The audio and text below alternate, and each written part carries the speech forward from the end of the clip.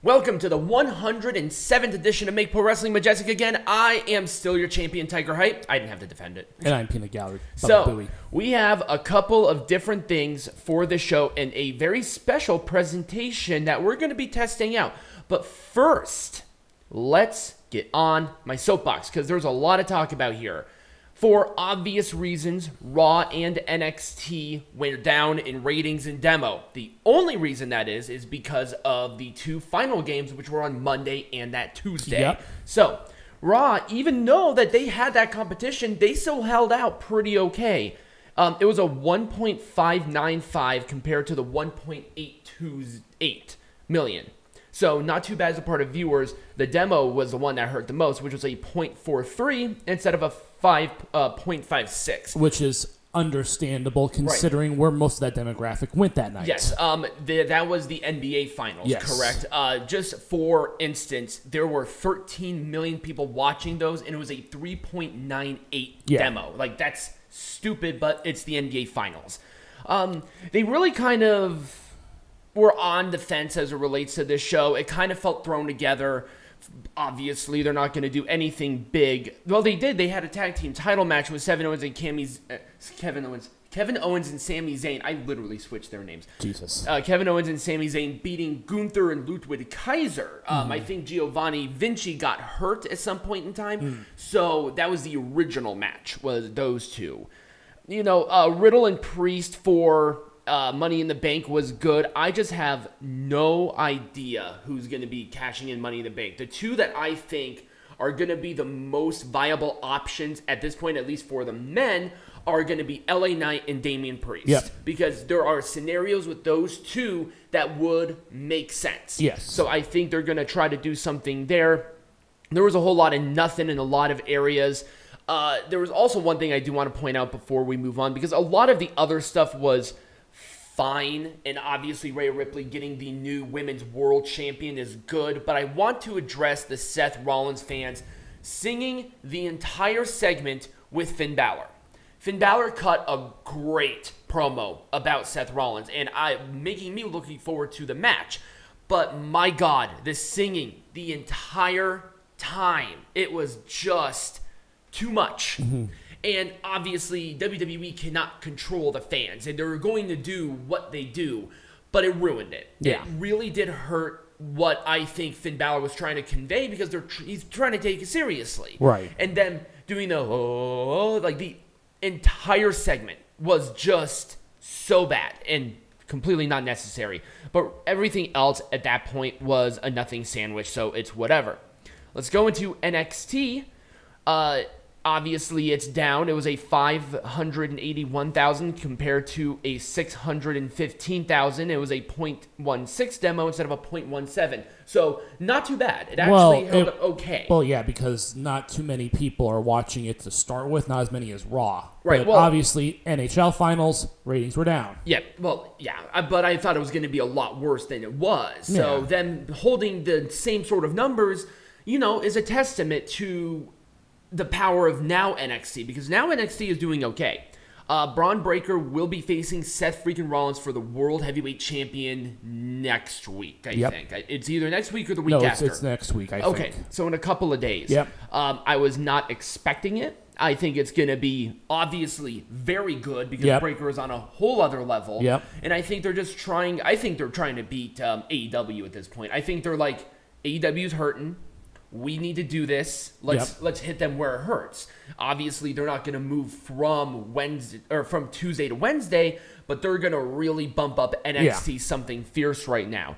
And I wonder if this is maybe a little bit of an experiment as it relates to Braun Breaker on the main roster. It would be a big gamble for him to go up there. Roxanne Perez and Tatum Paxley's match was an absolute fucking disaster. I have no idea what happened with these two. They had the coordination of an elephant on a trapeze. Like, it was horrible. I have never seen anything so bad. And Roxanne Perez usually puts on good stuff. Noam Dar, I'm not sure if he's actually hurt or not, because they took the Heritage Cup off of him, but he didn't even wrestle, or Omensa wrestled. So I think he's actually hurt, and they needed to get the trophy off of him. But once again, why have the trophy at all? Right. There wasn't a whole lot outside of that. I mean, you had Humberto Carrillo and Angel Garza attack Scripps and Axiom after their match, so they're back on NXT. I think that's actually a good spot for them overall, because right now that tag division needs some serious TLC, and I think Los Lotharios would be a great addition to that. But other than that, there wasn't really a whole lot there. Thea Hale and Cora Jade once again was an absolute mess, but it's really hit and miss with the women's roster right now. Oh, Dynamite, you have no excuse now. You had nothing against. 832,000 compared to 903, and it was a 0.3 compared to a 0.33. Cool. There was no competition. Yep. There was no ambiguity. Sports, right. Nothing. You had nothing. People are not buying what you're selling at this point. And adding another show ain't going to help you, even though I actually like that show better than this one. Okay. Adam Cole and MJF had a good opener. This was a pay-per-view quality match.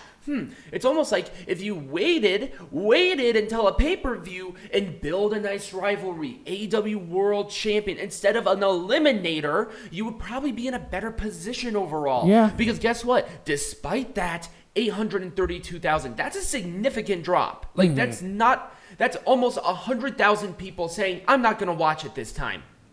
What the hell? I wonder if it has something to do with the fact that there was a certain match on this week. Wait, no, that was on Rampage. Never mind.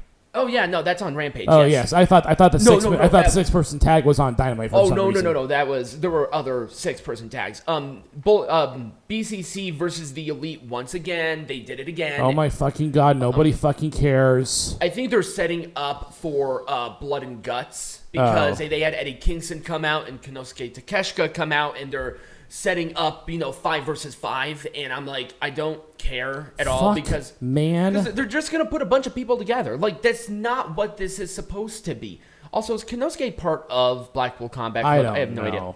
The 8-man tag, I think, is right behind me, was an absolute fucking disaster. It was a mess. Sammy Guevara trying to be a babyface just does not work for him. He is a smug little ass. Have him be a heel. Like, seriously.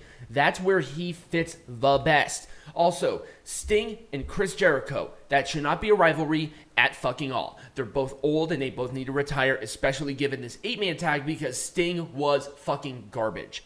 Just in general. Well, then there we have it. Anyway, let's go into Impact. Obviously, I couldn't find anything. I found stuff last week, but I couldn't find it this week. I'm going to assume it was still hovering around, high 90s to 100 on this. Kind of cool seeing Chris Sabin with the World Champion finally.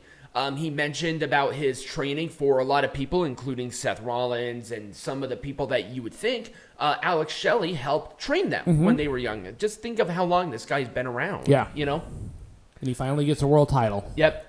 The main event, though, was an absolute clusterfuck and a total mess. I have no idea why they thought putting in 3 guys, 2 girls, setting it up over one night, and then having the match was going to work. It was not going to work. It was very inconsistent as it relates to it. ABC took on Decay in an absolute nothing. Obviously, the build of the rivalry with Scott D'Amore, with Bully Ray and Steve Macklin has been built well, but him wrestling, He's old and fat. Yeah, he's old and fat like Chris Jericho. He's a big dude. Like, seriously. I mean, PCO is going to carry the match, and it's fine because I'm excited for the match. But at the same time, you could have done something maybe a little bit different. Right. Instead of Scott D'Amore not being the president anymore and then him wrestling. Like, what the hell? SmackDown.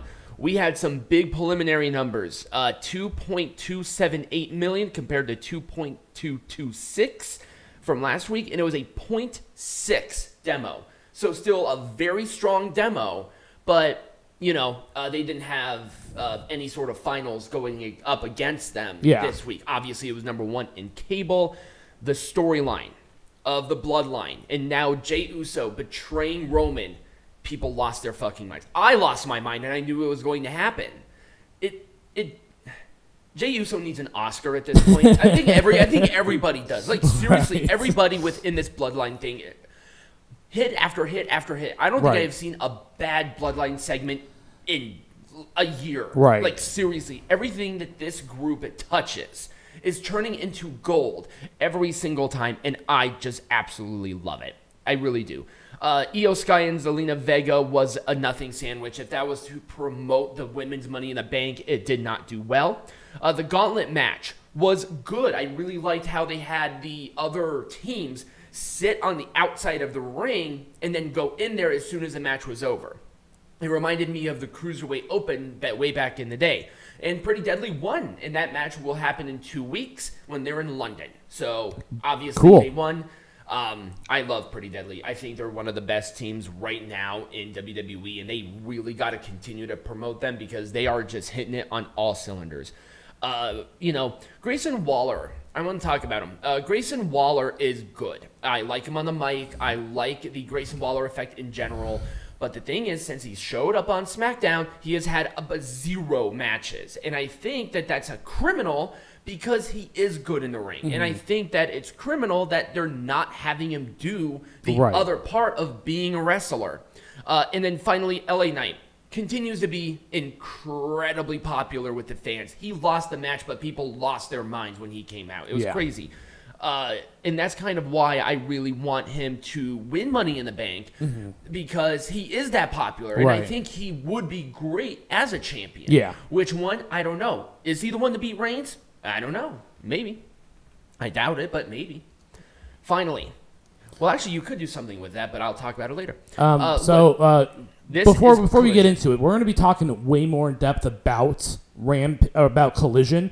So we might want to wait until we come back from this. I'll say overall. I'll say in general, I like the show. The returns were good. The matches were good. I did like some of it. There were some that I didn't. There was definitely some that I didn't. But I guess we'll go in detail with that once we come back. Absolutely. So that is my soapbox for the show. Let me know what you guys thought of all of the shows in the comments down below, wherever you're listening or watching us on.